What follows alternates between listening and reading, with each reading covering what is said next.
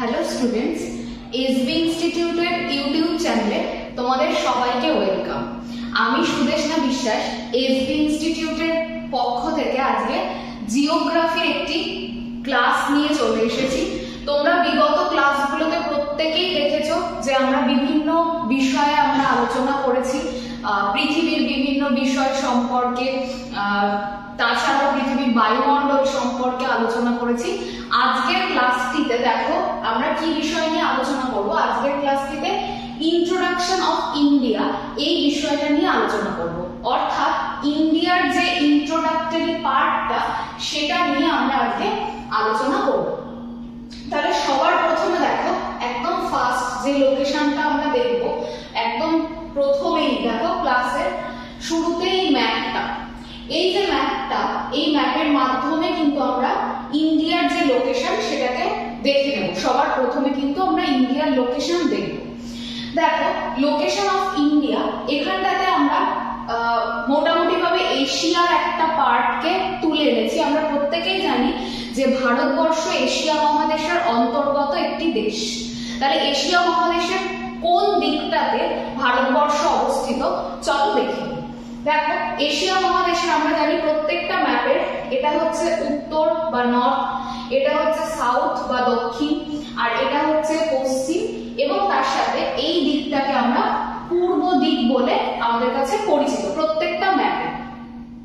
এবার দেখো সেই রেসপেক্টে যদি দেখি, এটা হচ্ছে পুরো এশিয়া মহাদেশ। এশিয়া মহাদেশের দেখো একদম দক্ষিণতম যে জায়গাটা বা দক্ষিণ দিকটা, সেখানে কিন্তু ভারতবর্ষ অবস্থিত। তাহলে এশিয়া মহাদেশের দক্ষিণ দিকে অবস্থিত একটি দেশ হচ্ছে ভারতবর্ষ। এটা প্রথমেই দেখে নিলাম। এবার দেখো আমাদেরকে দেখতে হবে যে কোন গোলার্ধে ভারতবর্ষ অবস্থিত।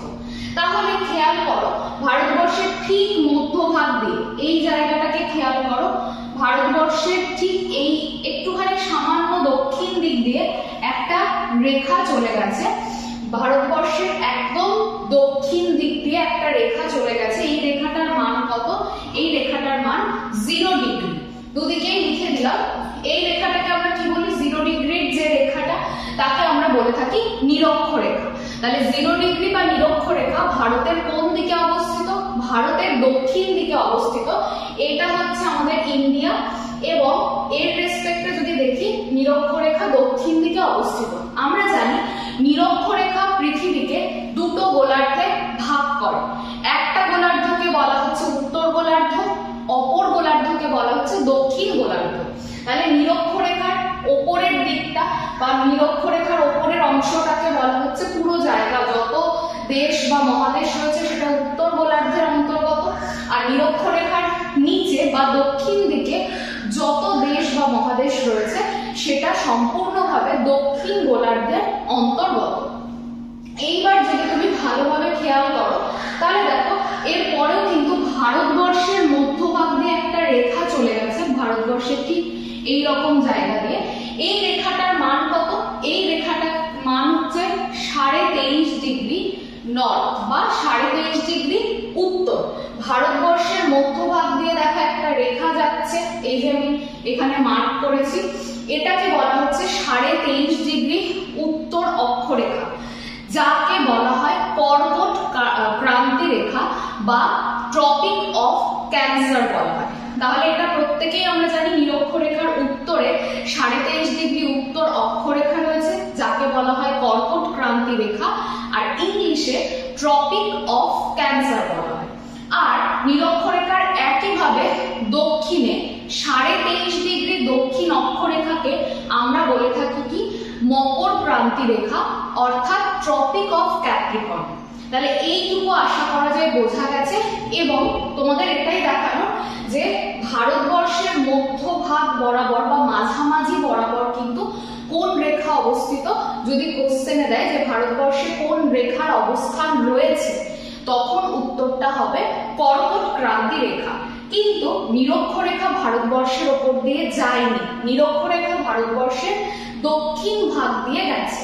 সেই জন্য দেখো নিরক্ষরেখার সাপেক্ষে যেহেতু গোলার্ধটা নির্ণয় হয় উত্তর বা দক্ষিণ, সেই জন্য ভালো করে খেয়াল করো নিরক্ষরেখার উত্তরের অংশটা বলা হচ্ছে উত্তর গোলার্ধ। তাহলে ভারতবর্ষ আমরা এখান থেকে বুঝতে পারলাম ভারতবর্ষ সম্পূর্ণভাবে উত্তর গোলার্ধে অবস্থিত একটা দেশ, এবং অবশ্যই এশিয়া মহাদেশের দক্ষিণ দিকে অবস্থিত একটা দেশ হচ্ছে ভারতবর্ষ। নেক্সট স্লাইডে চলো।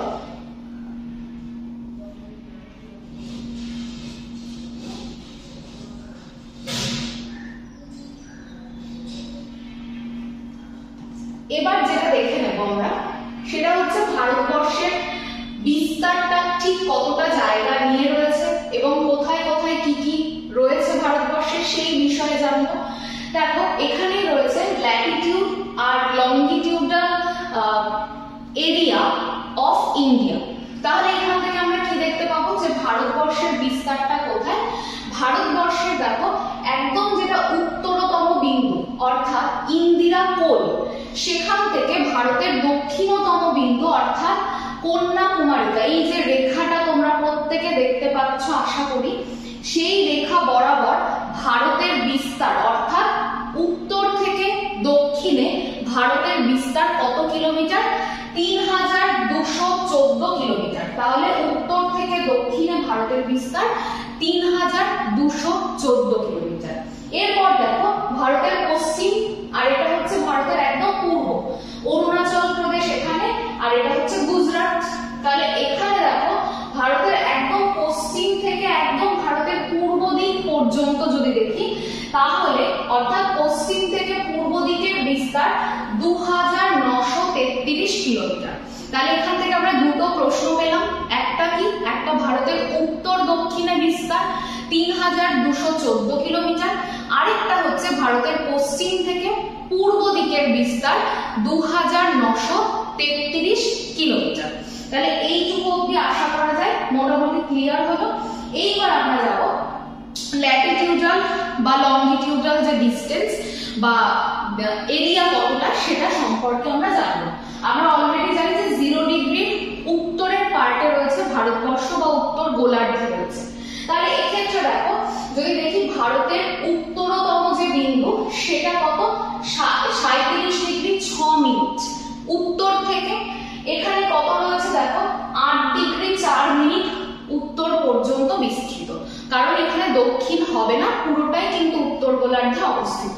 এছাড়াও দেখো আরো একটা বিষয় বলে রাখি, সেটা হচ্ছে ভারতের যদি একদম দক্ষিণ ভাগ দেখি সেটা 6 ডিগ্রি 45 মিনিট, যেটা আন্দামান এবং নিকোবর দ্বীপপুঞ্জে অবস্থিত। তাহলে ভারতের অক্ষাংশগত বিস্তার বললে কত বলবো আমরা? 37 ডিগ্রি 6 মিনিট উত্তর থেকে। এখানে কত রয়েছে? 6 ডিগ্রি 45 মিনিট উত্তর পর্যন্ত ভারতের অক্ষাংশগত বিস্তার। দ্রাঘিমাংশগত বিস্তার বা লংগিটিউডাল ডিসটেন্স যদি দেখি তাহলে দেখো পশ্চিমে রয়েছে 68 ডিগ্রি 7 মিনিট 68 ডিগ্রি 7 মিনিট থেকে একদম পূর্বে 97 ডিগ্রি 25 মিনিট, এতটা পর্যন্ত ভারতের বিস্তার কিন্তু পশ্চিম থেকে পূর্ব দিকে। তাহলে এটা অবশ্যই পূর্ব গোলার্ধ। আমরা প্রত্যেকেই জানি যদি আমরা 0 ডিগ্রি বা মূল মধ্যরেখার সাপেক্ষে দেখি তাহলে ভারতবর্ষ কোন দিকে অবস্থিত? তাহলে ভারতবর্ষ পূর্ব গোলার্ধে অবস্থিত। তাহলে একইভাবে আমাদের মনে রাখতে হবে যে 68 ডিগ্রি 7 মিনিট পূর্ব থেকে 97 ডিগ্রি 25 মিনিট পূর্ব পর্যন্ত ভারতের দ্রাঘিমাংশগত বিস্তার। আশা করা যায় এইটুকু জায়গার মধ্যে কোনো সমস্যা নেই, যদি থাকে তোমরা কমেন্ট সেকশনে জিজ্ঞাসা করতেই পারো।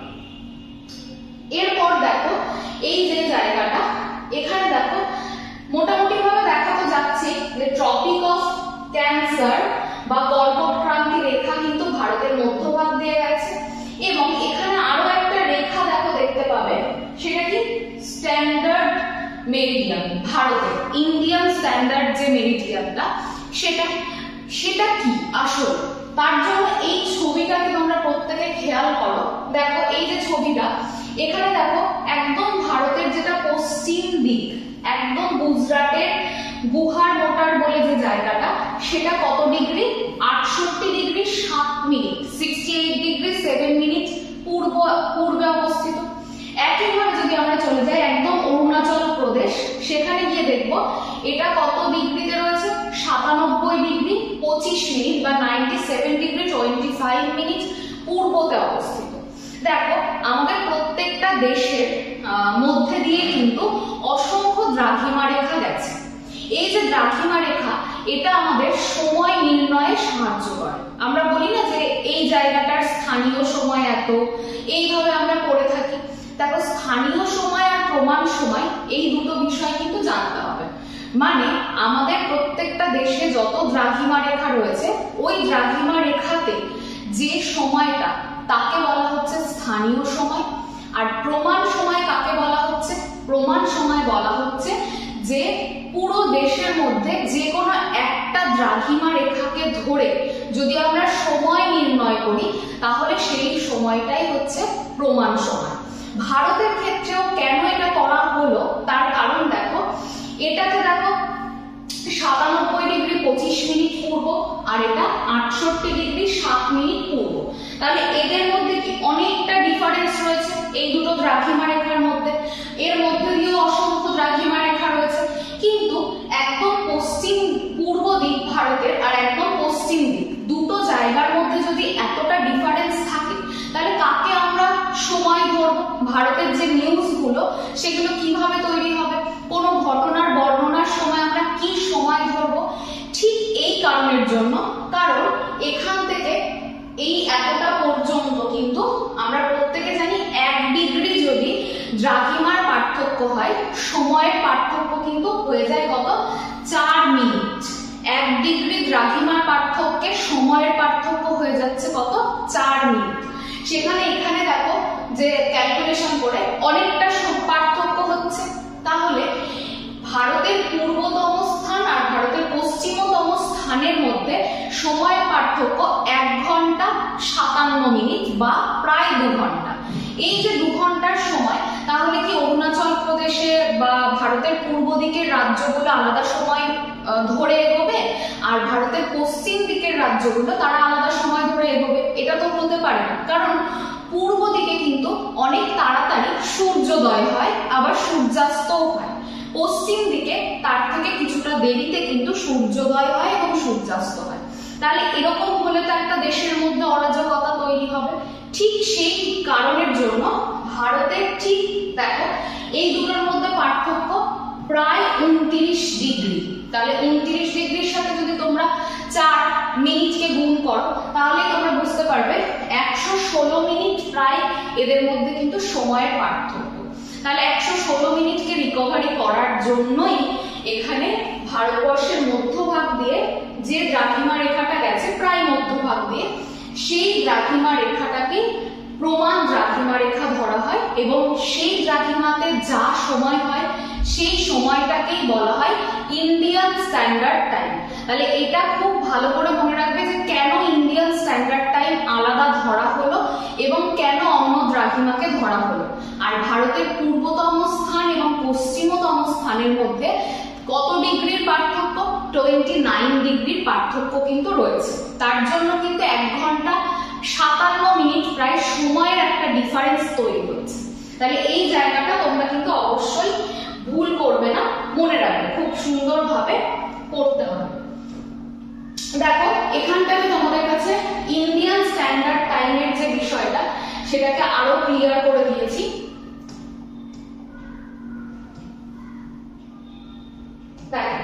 ইন্ডিয়ান স্ট্যান্ডার্ড টাইম প্রথমত আমাদের মাথায় রাখতে হবে যে কত ডিগ্রি দ্রাঘিমা রেখাকে আমরা ইন্ডিয়ান স্ট্যান্ডার্ড টাইম ধরে এগোবো।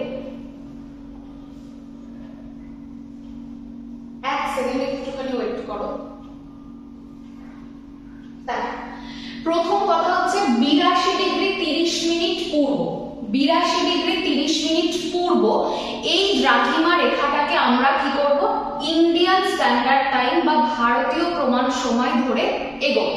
তাহলে এই যে দ্রাঘিমা 82 ডিগ্রি 30 মিনিটের যে দ্রাঘিমা সেটাকে আমরা ইন্ডিয়ান স্ট্যান্ডার্ড টাইম ধরবো, কারণ এই দ্রাঘিমা রেখাটা প্রায় ভারতের মধ্যভাগে রয়েছে। যখনই ভারতের মধ্যভাগে এই দ্রাঘিমা রেখাটা রয়েছে তাহলে এখানে যা সময় হবে সেটাই কিন্তু পুরো দেশের কাছে আমরা রিপ্রেজেন্ট করতে পারবো। এবার দেখো কোন কোন রাজ্যের উপর দিয়ে ইন্ডিয়ান স্ট্যান্ডার্ড টাইমটা রয়েছে। সেটা হচ্ছে উত্তরপ্রদেশ, প্রথমেই দেখতে পাচ্ছ। 2 নাম্বার দেখো মধ্যপ্রদেশ, 1 নাম্বার উত্তরপ্রদেশ, তারপরে মধ্যপ্রদেশ, 3 নাম্বার ছত্তিশগড়, 4 নাম্বার ওড়িশা এবং 5 নম্বরে দেখো অন্ধ্রপ্রদেশ। তাহলে এই 5টা রাজ্যের উপর দিয়ে ইন্ডিয়ান স্ট্যান্ডার্ড টাইম পাস করছে, যেটাকে বলা হচ্ছে IST। তাহলে এই বিষয়টা মনে রাখবে যে কোন কোন স্টেটের উপর দিয়ে রয়েছে, আর তার সাথে এটার মান কত, 82 ডিগ্রি 30 মিনিট পূর্ব। নেক্সট, এরপরে দেখো আরো একটা গুরুত্বপূর্ণ রেখা সম্পর্কে আমাদের অবশ্যই ধারণা থাকতে হবে। সেটা কি? সেটা হচ্ছে ট্রপিক অফ ক্যান্সার। এটা সম্পর্কেও আমাদের ধারণা থাকাটা আবশ্যক। কেন? কারণ ভারতের ঠিক মধ্যভাগ দিয়ে দেখো 23.5 ডিগ্রি উত্তর যে দ্রাঘিমা, সেটা কিন্তু উত্তর অক্ষরেখা পাস করেছে, এবং এই অক্ষরেখাটাই কিন্তু ভারতবর্ষকে দুটো ভাগে বিভক্ত করেছে, একটা হচ্ছে উত্তর ভারত আর একটা দক্ষিণ ভারত। তার জন্য এটা পাস করার জন্য কিন্তু আমাদের কটা স্টেটের উপর দিয়ে পাস করেছে সেই বিষয়টা কিন্তু এর সাথে সাথে মনে রাখতে হবে। সবার প্রথমে দেখো এই যে ট্রপিক অফ ক্যান্সার বা কর্কট ক্রান্তি রেখা সবার প্রথমে গুজরাটের উপর দিয়ে পাস করেছে। নেক্সট দেখো, কেউ ভুল করবে না, খুব অল্প জায়গা কিন্তু এটাও রাজস্থানের উপর দিয়ে পাস করেছে। 3 নাম্বার মধ্যপ্রদেশের উপর দিয়ে পাস করেছে। 4 নাম্বার ছত্তিশগড়ের উপর দিয়ে পাস করেছে। 5 নাম্বার ঝাড়খণ্ডের উপর দিয়ে পাস করেছে। 6 নাম্বার ওয়েস্ট বেঙ্গলের উপর দিয়ে পাস করেছে। 7 ত্রিপুরার উপর দিয়ে পাস করেছে এবং 8 নম্বরে মিজোরামের উপর দিয়ে পাস করেছে। তাহলে ভারতবর্ষের 8টা স্টেটের উপর দিয়ে পাস করছে। এখান থেকে যে প্রশ্নগুলো আসতে পারে, তোমাকে কিছু অপশন দিয়ে দেবে, তার মধ্যে থেকে বলতে হবে কোন স্টেটের উপর দিয়ে ট্রপিক অফ ক্যান্সার পাস করেনি, সেই অ্যান্সারটা তোমাদেরকে কিন্তু দিতে হবে। তাহলে এইটুকু 23.5 ডিগ্রি যে উত্তরের বিষয়টা, সেটা আশা করা যায় বোঝাতে পেরেছি যে ট্রপিক অফ ক্যান্সার কোথা দিয়ে রয়েছে এবং কটা স্টেটের উপর দিয়ে এটা পাস করেছে। নেক্সট, এই স্লাইডটাকে একটু খেয়াল করো। এই যে স্লাইডটা দেখতে পাচ্ছ, এখানটাতে কি রয়েছে? Extreme point of India. তাহলে ভারতবর্ষের একদম পশ্চিমে কোন জায়গা, একদম পূর্ব দিকে কোন জায়গা, ভারতবর্ষের একদম উত্তরে কোন স্থান, আর ভারতের দক্ষিণে কোন স্থান, এটা সম্পর্কে এখানে লেখা আছে। তাহলে সবার প্রথমে আমরা দেখে নিই উত্তর দিক। ভারতবর্ষের একদম উত্তর দিকে কি রয়েছে? লাদাখ, একটা ইউটি বা ইউনিয়ন টেরিটরি। সেই লাদাখের মধ্যে দেখো যে বিন্দুটা রয়েছে সেটার নাম কি? ইন্দিরা কোল। এটা হচ্ছে Northern most point of India. তাহলে যদি বলা হয় ভারতের উত্তরতম বিন্দুর নাম কি, অবশ্যই উত্তর হবে ইন্দিরা কোল এবং এটা লাদাখে অবস্থিত। নেক্সট দেখো, যদি বলে মেইনল্যান্ড বা ভারতের মূল ভূখণ্ডের ওপর অবস্থিত ভারতের দক্ষিণতম বিন্দু, তাহলে কন্যাকুমারী বা কন্যাকুমারিকা হবে তোমাদের রাইট অ্যান্সার। এটা কোন স্টেটে অবস্থিত? তামিলনাড়ুতে অবস্থিত। তোমরা দেখেই বুঝতে পারছো এটা তামিলনাড়ুতে অবস্থিত। এটা বলেছে কি? মেইনল্যান্ড বা মূল ভূখণ্ডের দক্ষিণতম বিন্দু। এবার যদি আমরা মূল ভূখণ্ডের বাইরে যাই তাহলে কি দেখতে পাবো আমরা? মূল ভূখণ্ডের বাইরে ঠিক এখানে দেখো, সেই পড়েছিলাম একদম প্রথমে ভিডিওর প্রথম দিকে 6 ডিগ্রি 45 মিনিট কিসের? ইন্দিরা পয়েন্টের ভ্যালু। এই যে 6 ডিগ্রি 45 মিনিট, এটা পুরো ভারতের জন্য কিন্তু সাউদার্ন মোস্ট পয়েন্ট বা দক্ষিণতম বিন্দু নামে পরিচিত। এটাকে ইন্দিরা পয়েন্ট, আর এটার আগের নাম কিন্তু পিগমেলিয়ান পয়েন্ট। আর এটা কোথায় অবস্থিত? আন্দামান নিকোবরে অবস্থিত এবং এটা মূলত গ্রেট নিকোবরে অবস্থিত। এভাবে এখন প্রশ্ন দিতেই পারে যে এটা ঠিক কোথায় এক্স্যাক্ট এটার লোকেশন, তখন বলতে হবে গ্রেট নিকোবর। আর মূলত এটা আন্দামান নিকোবর আইল্যান্ডের মধ্যে অবস্থিত। আর এইটাই হচ্ছে ভারতের, অর্থাৎ ইন্দিরা পয়েন্ট যার পূর্ব নাম পিগমেলিয়ান পয়েন্ট, এটাই হচ্ছে ভারতের একদম দক্ষিণতম বিন্দু, যেটা মেইনল্যান্ডের বাইরে রয়েছে কিন্তু অবশ্যই ভারতের অন্তর্গত। আশা করি বোঝাতে পারলাম। Next, western most point of India. এটা কোন এটা গুজরাট। তোমাদের এভাবেও প্রশ্ন দিতেই পারে যে ভারতের পশ্চিমতম রাজ্যের নাম কি, তখন একইভাবে উত্তর দিতে হবে গুজরাট ভারতের সব থেকে পশ্চিমতম রাজ্য। এখান থেকে দেখো একটা জায়গা খেয়াল করো, এই যে লেখাটা গুহারমতি, যেটা গুজরাটে অবস্থিত। কোথাও কোথাও তোমরা স্যার ক্রিকের নাম পাবে, কিন্তু স্যার ক্রিক কিন্তু ভারত এবং পাকিস্তানের বিতর্কিত একটা স্থান। সেই জন্য আগে যদি তোমরা অপশনে দেখো গুজরাটের গুহারমতি বা গুহারমোটা, তাহলে সেটা হবে তোমাদের ওয়েস্টার্ন মোস্ট পয়েন্ট, তাহলে সেটা মাথায় রেখে তোমরা অ্যান্সার করবে। আর যদি দেখো যে নেই গুহারমতি বা গুহারমোটার, তখন উত্তরটা হবে স্যার ক্রিক, এইটা মনে রাখবে। নেক্সট চলে এসো ভারতের একদম পূর্বতম যে রাজ্য অরুণাচল প্রদেশে। ভারতের পূর্বতম রাজ্যের নাম কি? কিবিথু, ভারতের পূর্বতম রাজ্য। এই যে পূর্বতম রাজ্য, এটা অরুণাচল প্রদেশে অবস্থিত এবং এটাই হচ্ছে extreme most point of India. তাহলে এখান থেকে আমরা পূর্বে কি অবস্থিত, পশ্চিমে কি, উত্তর এবং দক্ষিণে কি রয়েছে সেটা সম্পর্কে একটা আইডিয়া কিন্তু পেয়ে গেলাম। দেখো এখানে স্যার ক্রিকের একটা বিষয় তোমাদের দেখানোর জন্য যে এইটা হচ্ছে স্যার ক্রিক, এবং দেখো এই পাশে কি রয়েছে, এ পাশে ভারত, কারণ এখানে রান অফ কাচ লেখা, আর এই পাশে রয়েছে কিন্তু পাকিস্তান। তাহলে এই যে স্যার ক্রিক ভারত আর পাকিস্তানের মধ্যে অবস্থিত হওয়ায় এই জায়গাটা নিয়ে কিন্তু একটা বিতর্ক রয়েছে। পাকিস্তান দাবি করছে ওটা তার দেশের অন্তর্গত, ভারত অনেক সময় বলে থাকে এটা আমার দেশের অন্তর্গত। তাহলে এই ক্রিকটা নিয়ে কিন্তু একটা ঝামেলা বা একটা দ্বন্দ্ব রয়েছে। এরপর নেক্সট ছবিটাতে দেখো, এখানটাতে ভারতবর্ষের এটা হচ্ছে মূল ভূখণ্ড, এবং এরপর দেখো শ্রীলঙ্কায় যাওয়ার আগে এখান থেকে শ্রীলঙ্কা শুরু হচ্ছে। ভারতবর্ষ এবং শ্রীলঙ্কার মধ্যবর্তী স্থানটাতে দেখো একটা দ্বীপ তৈরি হয়েছে, যেটাকে যার নাম হচ্ছে রামেশ্বরম দ্বীপ। তাহলে ভারতবর্ষ এবং শ্রীলঙ্কার মধ্যেখানে রয়েছে মান্নার প্রণালী, এবং এই মান্নার প্রণালীটাতে একটা দ্বীপের অবস্থান আমরা দেখতে পাচ্ছি, সেই দ্বীপটার নাম রামেশ্বরম দ্বীপ। আর ভারতের মূল ভূখণ্ডের সঙ্গে রামেশ্বরম দ্বীপ পম্বন সেতু দ্বারা কিন্তু যুক্ত।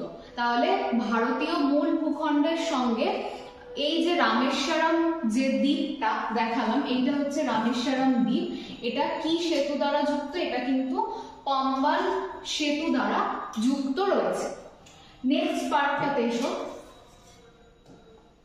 দেখো এখানটাতে ভারতবর্ষের যে চারিদিকে যে বাউন্ডারি গুলো রয়েছে সেগুলো সম্পর্কে কিন্তু আমরা এই ছবিটা থেকে আইডিয়া পাবো। সেটা কি? দেখো আমাদের ভারতবর্ষের চারিদিকে প্রায় 15,200 কিলোমিটার কিন্তু আমাদের ল্যান্ড বাউন্ডারি রয়েছে। তাহলে এই ল্যান্ড বাউন্ডারি গুলো ভারতবর্ষ কোন কোন দেশের সঙ্গে শেয়ার করছে বা তাদের নাম কি সেটাও আমরা দেখে নেব। দেখো সবার প্রথমেই যেটা দেখাবো সেটা হচ্ছে এই ভারতবর্ষ এবং পাকিস্তানের মধ্যে, ভারতবর্ষ এবং পাকিস্তানের মধ্যে দেখো একটা বাউন্ডারি দেখতে পাচ্ছ। এটা 1947 সালে এই বাউন্ডারিটা বা সীমা রেখাটা দেওয়া হয়েছিল। সেটা নাম কি? ভারত এবং পাকিস্তানের মধ্যেখানে রয়েছে র্যাটক্লিফ লাইন। 1947 এই লাইনটাকে ড্র করা হয় বা এই সীমারেখাটা নির্ধারণ করা হয়। নেক্সট দেখো ভারতবর্ষের সঙ্গে এই যে জায়গাটা, এখানে কি আফগানিস্তান কিন্তু ভারতবর্ষের সঙ্গে যুক্ত। আর ভারতবর্ষ আর আফগানিস্তানের যে সীমারেখাটা সেটা সব থেকে ক্ষুদ্রতম সীমারেখা, মাত্র 106 কিলোমিটার এটার হচ্ছে দৈর্ঘ্য। আর এই ভারত এবং আফগানিস্তানের মধ্যে অবস্থিত যে সীমারেখা বা বাউন্ডারি তাকে আমরা বলি ডুরান্ড লাইন। তাহলে ভারত এবং পাকিস্তানের মধ্যে অবস্থিত সীমারেখাটার নাম র্যাটক্লিফ লাইন, আর ভারত আর আফগানিস্তানের মধ্যে অবস্থিত সীমারেখাটার নাম ডুরান্ড লাইন। এবং ডুরান্ড লাইন কিন্তু সব থেকে ক্ষুদ্রতম বাউন্ডারি হিসেবে আমাদের কাছে পরিচিত। এরপর দেখো এইখান থেকে মোটামুটি শুরু হয়ে যাচ্ছে চীনের বাউন্ডারি। এখান থেকে পুরো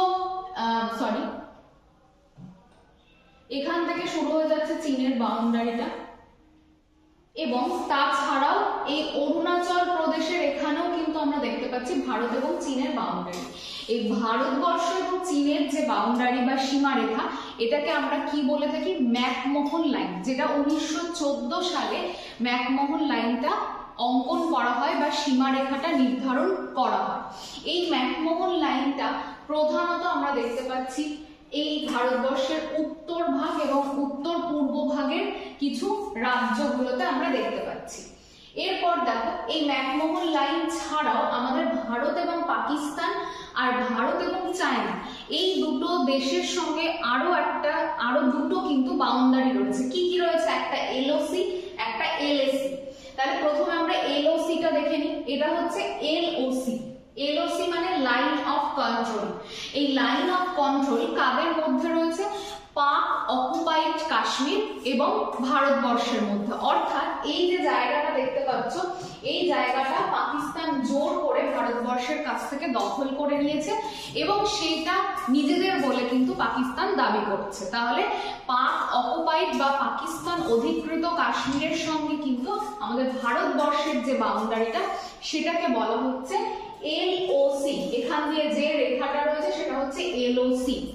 এরপর দেখো, এই একইভাবে চায়না থেকেও কিন্তু এটা দেখতে পাচ্ছি, সেটা হচ্ছে LAC, line of actual control. তাহলে এই লাইন অফ অ্যাকচুয়াল কন্ট্রোল কাদের মধ্যে রয়েছে? আকসাই চীন এবং ভারতবর্ষের মধ্যে। আকসাই চীনটা কি? এই জায়গাটা কিন্তু তখন যখন ওরা দখল করেছে, জায়গাটা জম্মু কাশ্মীর ছিল। জম্মু কাশ্মীরের এই পার্টটা বর্তমানে লাদাখের মধ্যে রয়েছে। এই পার্টটা কিন্তু জোর করে চায়না ভারতবর্ষের কাছ থেকে জোর করে অধিকার করে রেখেছে। সেই জন্য চীন অধিকৃত জায়গাটাকে আকসাই চীন বলে। আর এই চীন অধিকৃত জায়গা আর ভারতবর্ষের মধ্যে যে বাউন্ডারিটা রয়েছে তাকে বলা হচ্ছে লাইন অফ অ্যাকচুয়াল কন্ট্রোল। তাহলে এই দুটো জায়গাও তোমাদের মাথায় রাখতে হবে অবশ্যই, এলওসি কোনটা আর এলএসি কোনটা। নেক্সট দেখো, ভারতবর্ষ এবং নেপালের মধ্যেও একটা বাউন্ডারি রয়েছে, কিন্তু ভারতবর্ষ এবং নেপালের মধ্যে বাউন্ডারিটা আলাদা করে কোনো রকমের নাম নেই। এরপর ভারতের সঙ্গে ভুটানেরও বাউন্ডারি রয়েছে, কিন্তু ভারত এবং ভুটানের বাউন্ডারিরও কিন্তু আলাদা করে কোনো নাম নেই। তাহলে এই ভারতের সঙ্গে নেপাল এবং ভারতের সঙ্গে ভুটানের বাউন্ডারির আলাদা করে কোনো রকমের নাম নেই। এরপর ভারতবর্ষের সঙ্গে সব থেকে দীর্ঘতম বর্ডার কে শেয়ার করছে? অবভিয়াসলি বাংলাদেশ শেয়ার করছে, 4096 কিলোমিটার এই বর্ডারটা। এবং ভারত এবং বাংলাদেশের মধ্যে অবস্থিত যে বাউন্ডারি, সেটাকে 3 বিঘা করিডোর নামে ডাকা হয়।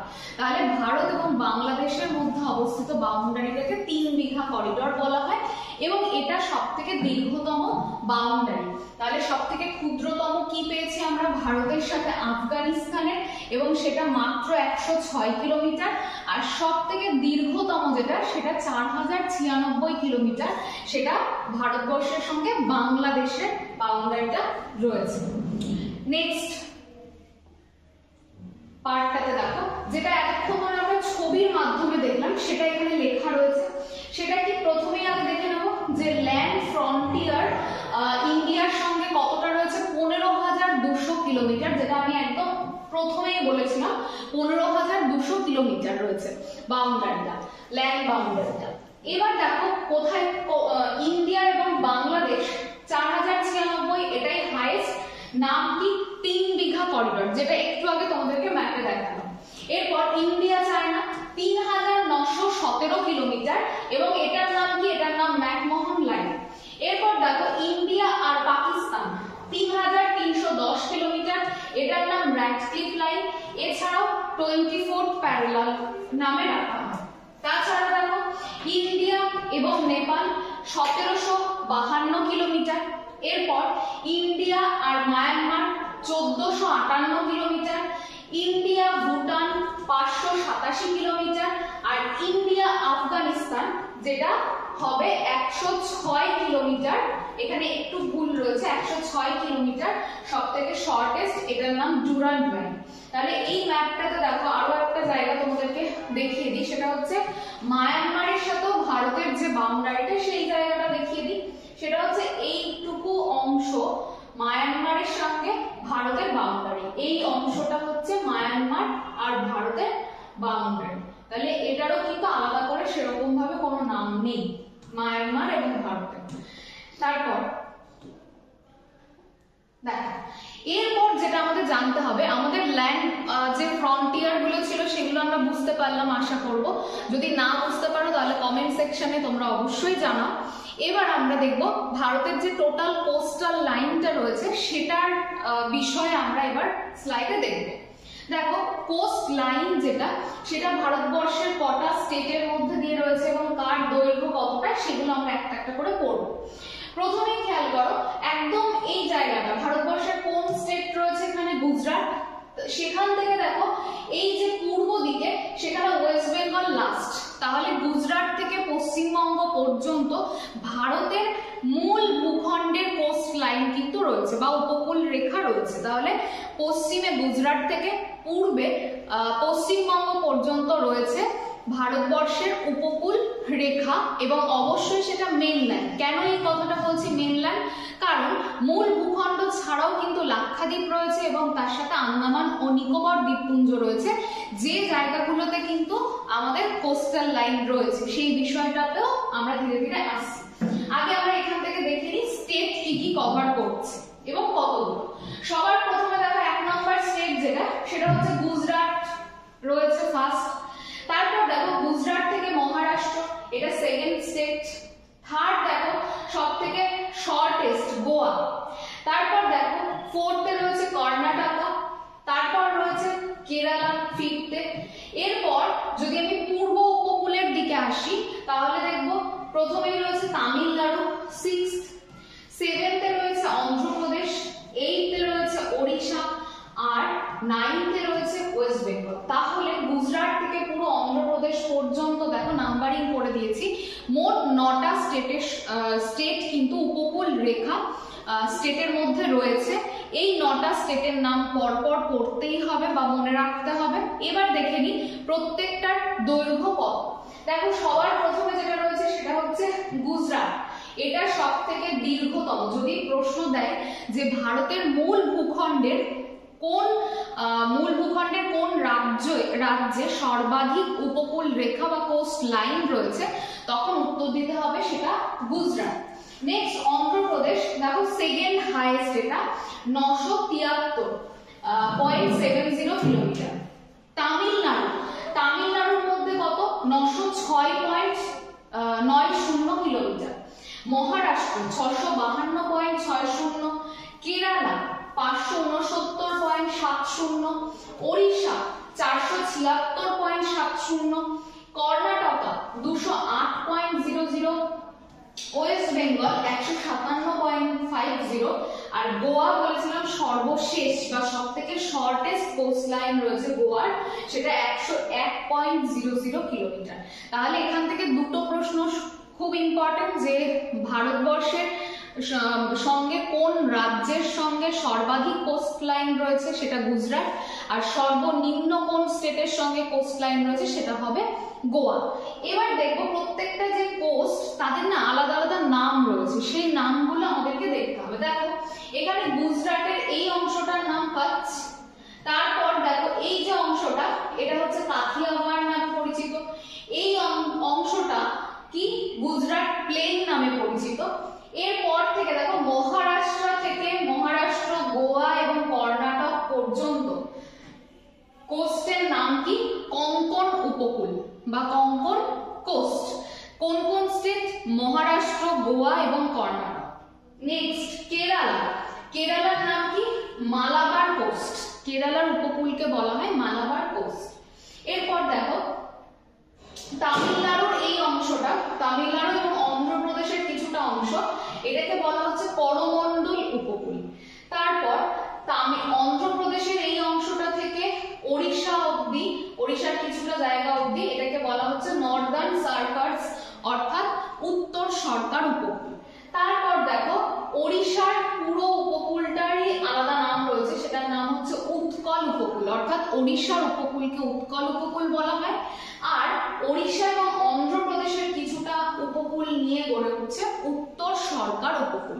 তাহলে এইভাবে উপকূলের নামগুলো আমাদেরকে একটু একটু করে করে রাখতে হবে বা মাথায় যে কটা আমাদের কি রয়েছে ইউটি রয়েছে, আমরা তো স্টেট মোটামুটি প্রত্যেকেই মনে রাখতে পারি, ইউটি গুলোতে একটুখানি গন্ডগোল হয়ে যায় অনেক ক্ষেত্রে, অনেকেই আছে একদম ডিটেলস জানো, তাদের তো খুবই ভালো, তোমরা সেগুলোকে আরো ভালো করে চর্চা করো।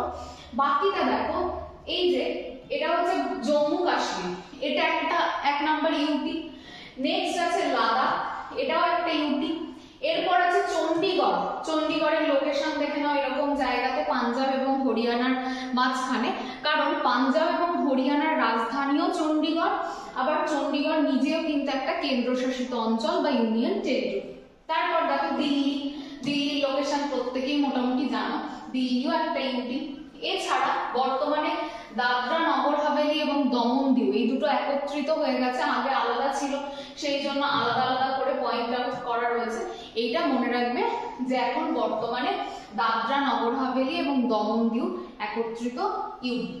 এরপর দেখো লাক্ষাদ্বীপ, এটাও একটা আমাদের কেন্দ্রশাসিত অঞ্চল।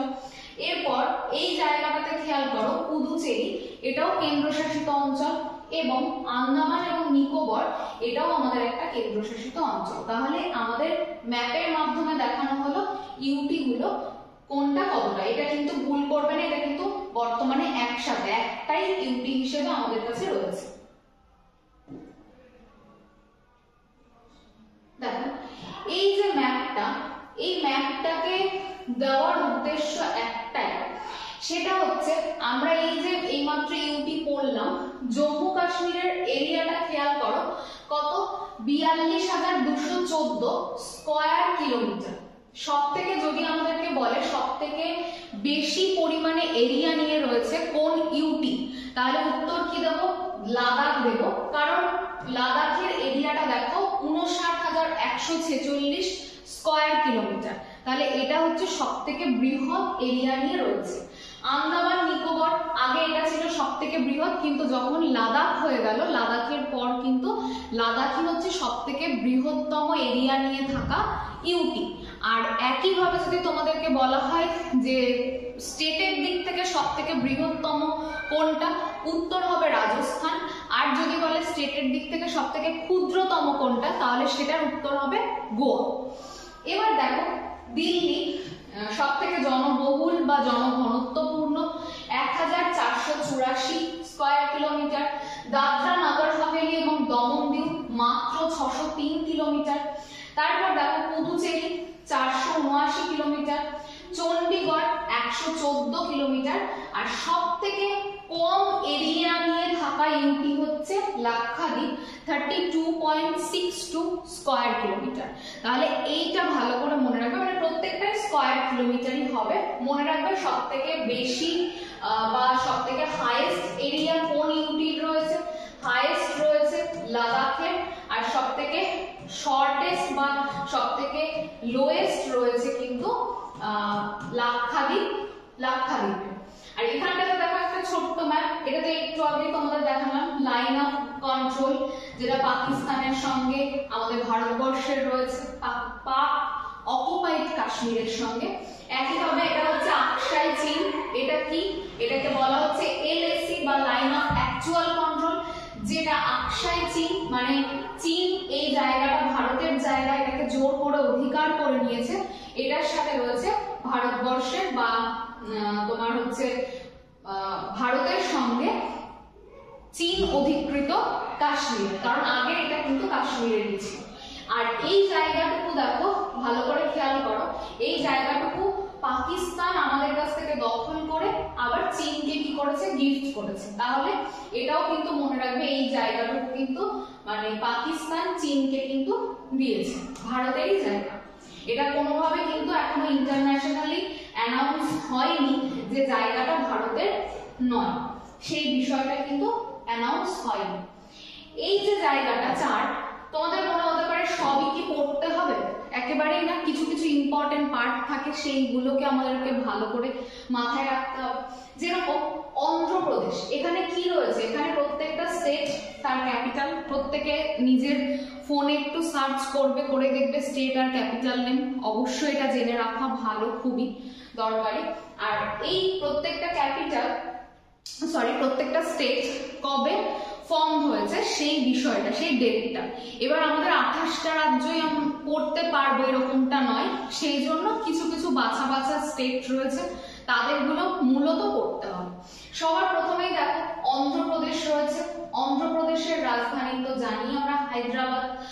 আর অন্ধ্রপ্রদেশের, সরি এখানটা একটুখানি মিস্টেক হলো, যে অন্ধ্রপ্রদেশের রাজধানী হচ্ছে বর্তমানে অমরাবতী, আগে হায়দ্রাবাদ ছিল। বর্তমানে হায়দ্রাবাদ তেলেঙ্গানার রাজধানী। এইখানটাতে দেখো কত সালে গঠিত হয়েছে, 1 নভেম্বর 1956 এইটাতে কিন্তু গঠিত হয়েছে। নেক্সট কোনটা ইম্পর্টেন্ট, সেটা হচ্ছে ছত্তিশগড়। কারণ ছত্তিশগড় কোথা থেকে ভেঙে তৈরি হয়েছে? ছত্তিশগড় মধ্যপ্রদেশ থেকে ভেঙে তৈরি হয়েছে। কত সালে তৈরি হয়েছে ছত্তিশগড়ের রাজধানী রায়পুর? এটা 1 নভেম্বর 2000। তাহলে 2000 সালের 1 নভেম্বর ছত্তিশগড় রাজ্যটা তৈরি হয়েছে। কার থেকে ভেঙে তৈরি হয়েছে? মধ্যপ্রদেশ থেকে ভেঙে ছত্তিশগড় স্টেটটা তৈরি হয়েছে। নেক্সট স্লাইডে দেখো কি ইম্পর্টেন্ট ডেট রয়েছে, সেটা হচ্ছে ঝাড়খণ্ড, ঝাড়খণ্ডের রাঁচি।